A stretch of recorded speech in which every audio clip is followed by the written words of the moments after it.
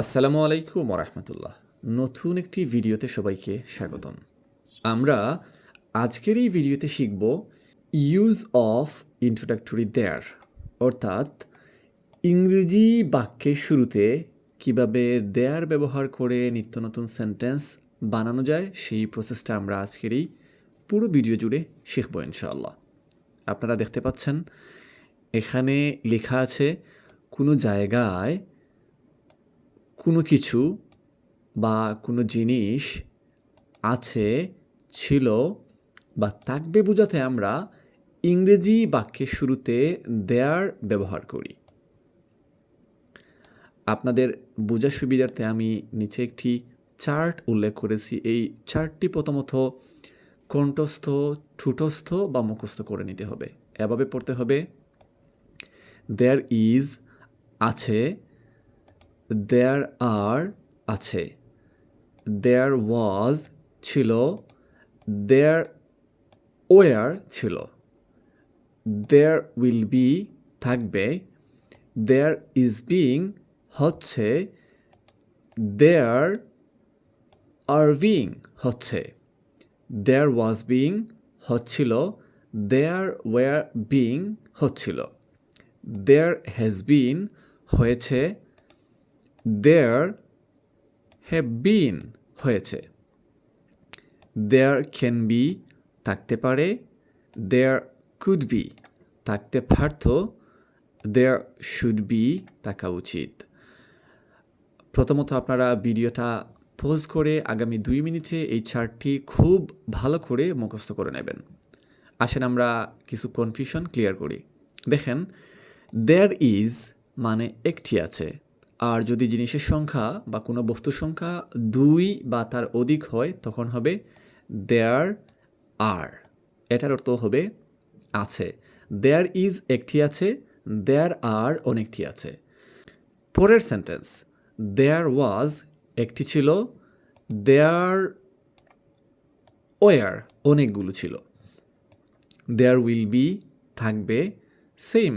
There is being একটি হচ্ছে, দেয়ার are being অনেকগুলো হচ্ছে, দেয়ার ওয়াজ বিং একটি হচ্ছিল, দেয়ার ওয়ার বিং অনেকগুলো হচ্ছিল। একইভাবে দেয়ার হ্যাজ বিন একটি হয়েছে, দেয়ার হ্যাভ বিন অনেকটি হয়েছে। চলুন আমরা কিছু উদাহরণ বা এক্সাম্পল দেখি, দেখলে আমাদের কনসেপ্ট বা ধারণা ক্লিয়ার হবে ইনশাল্লাহ। যেমন আমি বলতে চাচ্ছি আমাদের গ্রামে একটি বিদ্যালয় আছে, তখন আমি বলবো there is a school in our village. Okay, আমি বলতে চাচ্ছি আমাদের গ্রামে 2টি বিদ্যালয় আছে, তখন আমি বলবো দেয়ার are 2 schools in our village. পরের বাক্য, আমি যদি বলতে চাই আমাদের গ্রামে একটি বিদ্যালয় ছিল, তখন আমি বলবো there was a school in our village. আবার there were 2 schools in our village. এই বাক্যটির বাংলা অর্থ হবে আমাদের গ্রামে 2টি বিদ্যালয় ছিল। পরের বাক্য, there will be a school in our village. আমাদের গ্রামে একটি বিদ্যালয় থাকবে, there will be 5 schools in our village.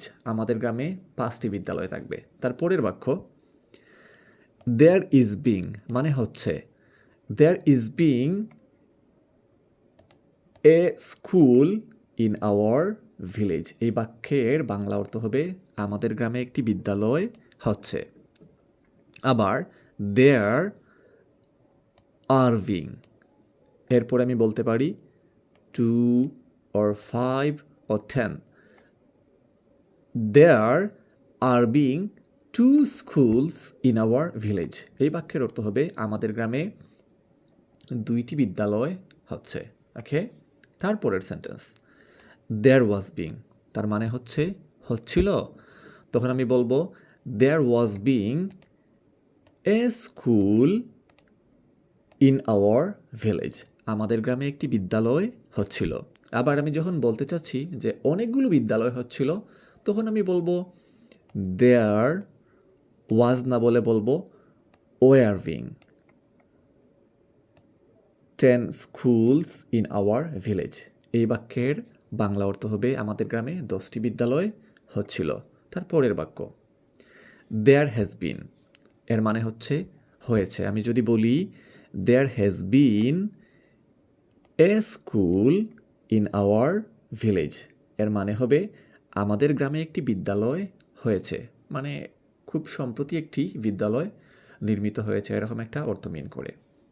আবার আমি যদি বলতে চাই আমাদের গ্রামে 5টি বিদ্যালয় হয়েছে, তখন আমি বলবো দেয়ার হ্যাভ বিন, তখন কিন্তু আর হ্যাজ বিন হবে না। হ্যাজ বিন একটির ক্ষেত্রে আর হ্যাভ বিন অনেকটির ক্ষেত্রে। There have been 5 or 10 schools in our village. এখন ধরেন কেউ আমাকে জিজ্ঞাসা করলো যে তোমাদের গ্রামে কয়টি বিদ্যালয় আছে। এই সিচুয়েশনে আমি শিওর না আমাদের গ্রামে কয়টি বিদ্যালয় আছে, তখন আমি বলতে পারি দেয়ার ক্যান বি, এর অর্থ হচ্ছে থাকতে পারে। There can be a school in our village, আমাদের গ্রামে একটি বিদ্যালয় থাকতে পারে। অথবা আমি বলতে পারি there can be 5 schools in our village, আমাদের গ্রামে 5টি বিদ্যালয় থাকতে পারে। অথবা আমি বলতে পারি there can be many schools in our village, আমাদের গ্রামে অনেকগুলো বিদ্যালয় থাকতে পারে। এর পরবর্তী বাক্য দেয়ার কুড বি, এর অর্থ হচ্ছে থাকতে পারতো, মানে ছিল না কিন্তু আমি বলতে চাচ্ছি আমাদের গ্রামে 5টি বিদ্যালয় থাকতে পারতো, তখন আমি বলবো there could be 5 schools in our village. Okay, অথবা বলতে চাচ্ছি আমাদের গ্রামে 2টি বিদ্যালয় থাকতে পারতো, তখন বলবো আমি there could be many schools in our village. ওকে, এর পরবর্তী বাক্য হচ্ছে there should be, there should be, there should be, এর অর্থ হচ্ছে থাকা উচিত। ধরেন আমি বলতে চাচ্ছি আমাদের গ্রামে একটি বিদ্যালয় থাকা উচিত, তখন আমি বলবো there should be a school in our village. চলেন আমরা উদাহরণগুলো একটু বদল বা পরিবর্তন করে প্র্যাকটিস করার চেষ্টা করি। আমরা এই পোরশনে আসবো ইনশাআল্লাহ। ধরেন আমি বলতে চাচ্ছি টেবিলের উপর একটি কলম আছে, তখন আমি বলবো there is a pen on the table. ওকে, আবার যদি আমি বলতে চাই টেবিলের ওপরে 2টি কলম আছে, তখন বলবো there are 2 pens on the table. ওকে, আবার আমি যদি বলতে চাই টেবিলের ওপরে একটি কলম ছিল, তখন আমি বলবো there was a pen on the table. আবার যদি আমি বলতে চাই টেবিলের ওপরে 5টি কলম ছিল, তখন there was হবে না, তখন হবে there were, কারণ এখানে একের অধিক। there were 5 pens on the table. ওকে, আবার আমি যদি বলতে চাই টেবিলের ওপরে একটি কলম থাকবে, তখন বলবো there will be a pen on the table. অথবা আমি বলতে পারি there will be 5 pens on the table. এই বাক্যর অর্থ হবে টেবিলের ওপরে 5টি কলম থাকতে পারে। ওকে, ধরেন টেবিলে কলম ছিল 2টি, এখন আর পরবর্তী বাক্য there has been a pen on the table, তার মানে হচ্ছে টেবিলের ওপরে একটি কলম হয়েছে। there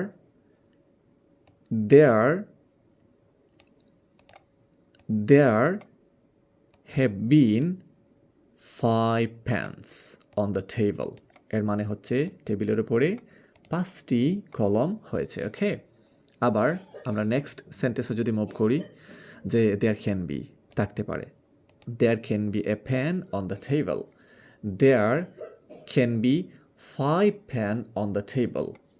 There can be 5 pens on the table. এর অর্থ হচ্ছে টেবিলের উপরে 5টি কলম থাকতে পারে। There could be a pen on the table. এর অর্থ হচ্ছে টেবিলের ওপরে একটি কলম থাকতে পারত। আবার তার পরবর্তী বাক্য there should be পরবর্তী বাক্য there should be এর অর্থ হচ্ছে থাকা উচিত। আমি যদি বলি there should be a pen on the table, তার অর্থ হবে টেবিলের ওপরে একটি কলম থাকা উচিত। আমরা এর পরবর্তী পোরশন আমরা এই ক্যাটের সাথে আমরা এই আন্ডার টেবিলের অংশটা মিলিয়ে পড়ার চেষ্টা করি। ওকে, আমি যদি বলি there is a cat under the table, এই বাক্যটির অর্থ হবে টেবিলের নিচে একটি বিড়াল আছে, অর্থাৎ একটি জায়গায় একটি বিড়াল আছে। This is why we used there is. আবার আমি যদি বলতে চাই there are 2 cats under the table, এই বাক্যটির বাংলা হবে টেবিলের নিচে 2টি বিড়াল আছে। Same, there was a cat under the table, এর অর্থ হবে টেবিলের নিচে একটি বিড়াল ছিল। there were 2 cats under the table, এই বাক্যের অর্থ হবে টেবিলের নিচে 2টি বিড়াল ছিল। there will be a cat under the table, এই বাক্যের অর্থ হবে টেবিলের নিচে একটি বিড়াল থাকবে। there will be 5 cats under the table, টেবিলের নিচে 5টি বিড়াল থাকবে। সেম প্রসেস মেনটেন করে আপনারা প্র্যাকটিস বা অনুশীলন চালিয়ে যাবেন। আমরা এই পরের অংশ এ চেয়ার এবং এই পোরশনটা দিয়ে আমরা একটু প্র্যাকটিস করার চেষ্টা করি। যদি আমি বলি there is a chair in the room, তখন অর্থ হবে রুমের ভেতরে একটি চেয়ার আছে। There are 2 chairs in the room, তখন অর্থ হবে যে টেবিলে, তখন অর্থ হবে রুমে 2টি চেয়ার আছে। There was a chair in the room, তখন এই বাক্যের অর্থ হবে রুমের ভেতরে একটি চেয়ার ছিল। There were 2 chairs in the room, এই ইংরেজি বাক্যের বাংলা হবে কক্ষের ভিতরে বা রুমের ভিতরে 2টি অথবা 5টি চেয়ার ছিল। There will be a chair in the room, এই বাক্যের অর্থ হবে রুমের ভেতরে একটি চেয়ার থাকবে। There will be 5 chairs in the room, এই বাক্যটির অর্থ হবে রুমের ভেতরে 5টি চেয়ার থাকবে অথবা 2টি চেয়ার থাকবে। ওকে, তো এই সিস্টেম বা পদ্ধতি ফলো করে আপনাদেরকে বেশি বেশি করে প্র্যাকটিস করতে হবে। আশা রাখছি আপনারা যদি এই সিস্টেম বা মেথড প্র্যাকটিস করে বেশি বেশি করে অনুশীলন করতে থাকেন তাহলে এই সমস্যাটা আপনাদের অচিরেই সমাধান হয়ে যাবে। এবং আমি এই পেজের নিচে কিছু উদাহরণ দিয়েছি, আপনারা ভিডিও পজ করে এই উদাহরণগুলো জুড়ে জুড়ে সাউন্ড করে পড়ার চেষ্টা করবেন। যেমন there is a school in our village, আমাদের গ্রামে একটি বিদ্যালয় আছে। There are 2 schools in our village, আমাদের গ্রামে 2টি বিদ্যালয় আছে। There was a school in our village, এর অর্থ হবে আমাদের গ্রামে একটি বিদ্যালয় ছিল। There were 2 schools in our village, আমাদের গ্রামে 2টি বিদ্যালয় ছিল। There will be a school in our village, এর অর্থ হবে আমাদের গ্রামে একটি বিদ্যালয় থাকবে।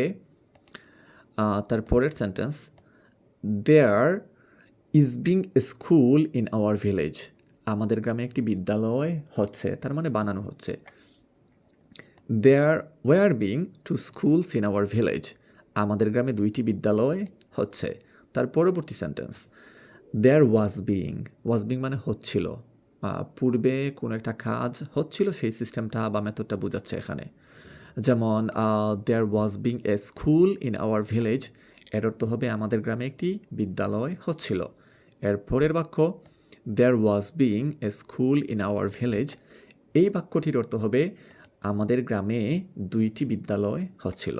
Next one there has been a school in our village, এর অর্থ হবে আমাদের গ্রামে একটি বিদ্যালয় হয়েছে।